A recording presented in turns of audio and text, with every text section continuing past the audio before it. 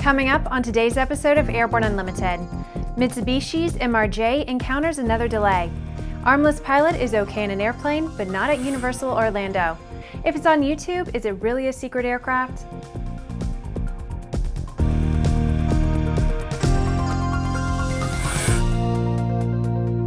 I'm Bree Cross. It's December 29th, 2015, and this is Airborne Unlimited.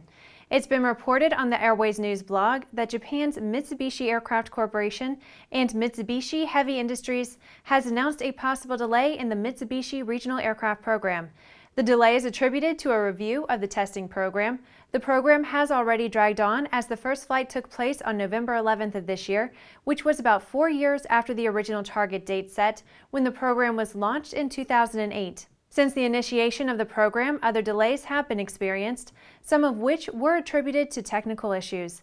It's unsure if this delay will affect the planned delivery schedules previously announced as the second quarter of 2017. In a statement published in the Japan Times newspaper, the company said, quote, "Whilst this latest delay is very disappointing, we remain confident of the benefits the MRJ will bring to the ANA fleet," end quote. Jessica Cox has overcome a lot.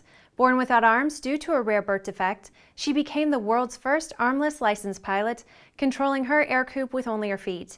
She can drive an unmodified car, put in and remove her contact lenses, is a certified scuba diver, can type 25 words per minute, but on a recent visit to the Universal Studios Orlando theme park, she found herself unable to ride most of the rides due to safety concerns, and when she and her husband found one that she could ride, Shrek 4D, she was not allowed to sit in one of the seats that moved in order to get the full experience. Cox wrote an extensive post about the experience called "The World at My Feet." She describes her interactions with guest services at Universal Orlando, which were cordial but rigid. "We all understand the need for safety and the rules that address safety issues. However, we are also aware that the specter of injury litigation can overcome a common sense approach in instances like this. It's a sad commentary about our litigious society." After the break, secret Russian helicopter outed on YouTube. Now certified, Aspen Avionics single-band ADS-B ATX100 and ATX100G transceivers are the next-gen ADS-B solution that provides the features pilots need while keeping flyaway costs low. Check it out now at aspenavionics.com. Redbird is quickly becoming the industry standard for flight training. Since Redbird introduced its revolutionary FMX in 2007, colleges, universities, and flight training operations around the world have integrated Redbird products into their curriculum. It's time to discover what Redbird can do for you. Join the migration.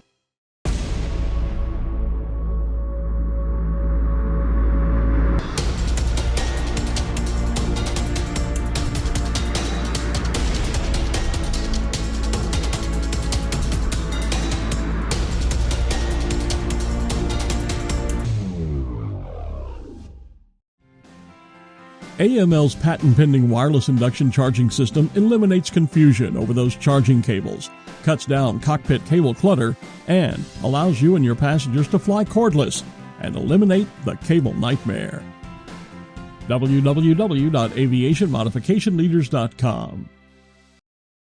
Welcome back. If you have a story suggestion for Airborne Unlimited, Aero-TV, our website or podcast, just email to news-spy@aero-news.net. A video of a pair of secret Mi-35MS helicopters was captured by a civilian near the Kremlin in Russia and posted to YouTube. The aircraft are a variant of the Russian Mi-35M combat helicopter. The Russian news site Sputnik International reports that the aircraft's solid green color, no insignia other than a Russian flag, identify them as special mission aircraft.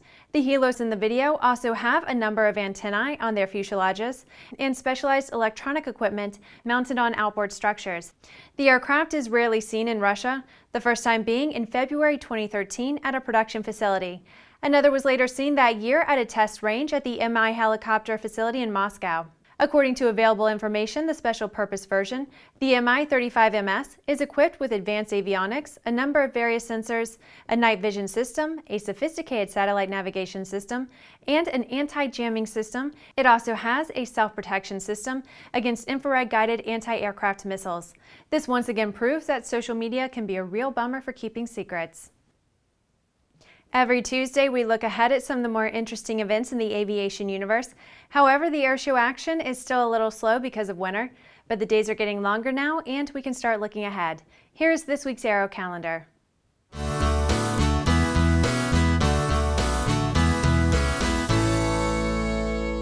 An event that's just around the corner is taking place on January 8th through the 10th. It's the Academy of Model Aeronautics Expo, being held at the Convention Center in Ontario, California. It's the 18th annual AMA Expo and will feature hundreds of exhibitors and tons of flying action.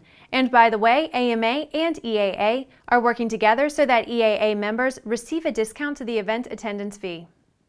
Now we look a little further down the road to February 6th for the annual EAA Ski Plane Fly-In.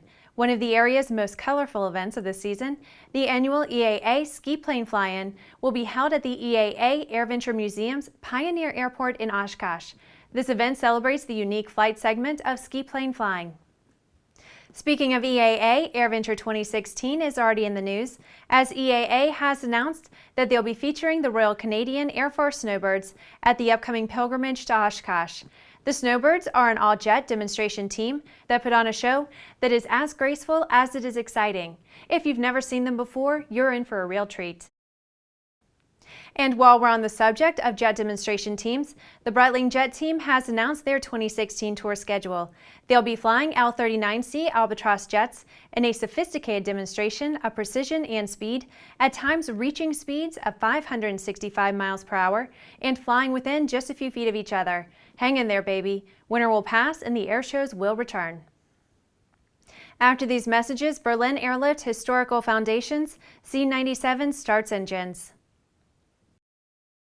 Concorde's recombinant gas RG series sealed battery technology produces a high-performance battery with the advantages of being pre-tested and fully charged at the factory. Find out more about Concorde's entire line of batteries at www.concordebattery.com. Concorde, the heart of your aircraft. Sandia introduces the new SAI 340 Quattro TSO'd airspeed, attitude, altitude, and slip. With integral backup battery, safety never looked so good. See it now at www.sandia.aero. The KSN 770 is an affordable, WAS-enabled integrated MFD with a flexible hybrid user interface from Bendix King. Get your fingers on the 770's perfect blend of touchscreen and hard buttons.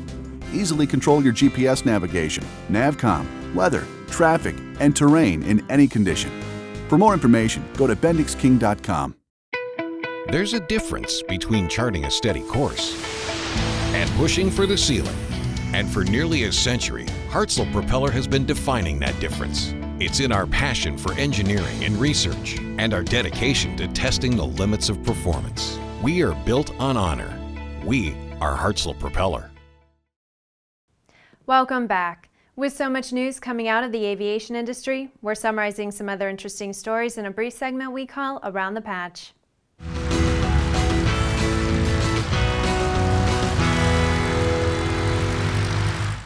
The Berlin Airlift Historical Foundation acquired their Boeing C-97G in 1996.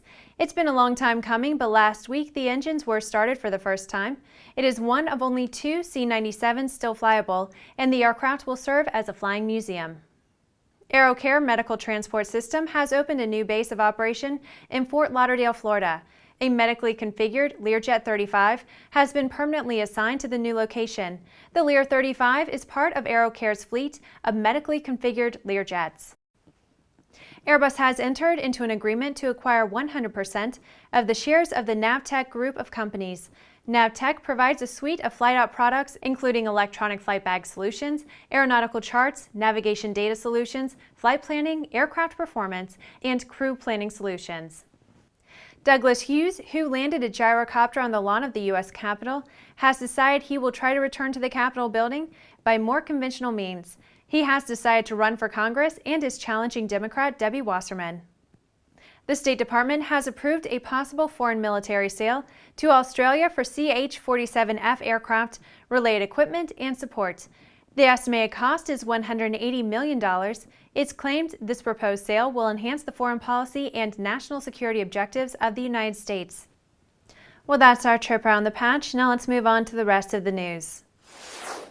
The NTSB has released its report from an accident that occurred last January at the Sebring Sport Aviation Expo involving an Aventura II home-built airplane. This accident resulted in the loss of 2 lives. A video recording made by one of the witnesses showed that the airplane departed, climbed to about 300 feet above ground level, made a 180-degree left turn, and performed a pass down the runway in the opposite direction of the takeoff. A few seconds later, after executing another 180-degree turn, the airplane performed another low pass down the runway, this time in the direction of the takeoff. The airplane then entered a left turn. The bank angle increased until the wings were almost perpendicular to the ground. The nose of the airplane dropped, and the airplane descended in a nose-down attitude to ground impact. The NTSB says it is likely that during the low-altitude flyby, the pilot inadvertently entered an aerodynamic stall while maneuvering and did not have sufficient altitude to recover. The simple moral of this story is that if you're not experienced and current in performing low-altitude extreme maneuvers, don't do it. Well, that's our program for today. Remember to get comprehensive real-time 24/7 coverage of the latest aviation and aerospace stories anytime at aero-news.net. Remember that Airborne Unlimited is streamed daily Monday through Friday with additional breaking news bulletins for important stories that fall outside of our normal deadlines. Please join us and a growing roster of over 100 outstanding industry associations and organizations every weekday for the best in aviation and aerospace news from the staff of the Aero-News Network, the aviation world's most comprehensive news and information resource.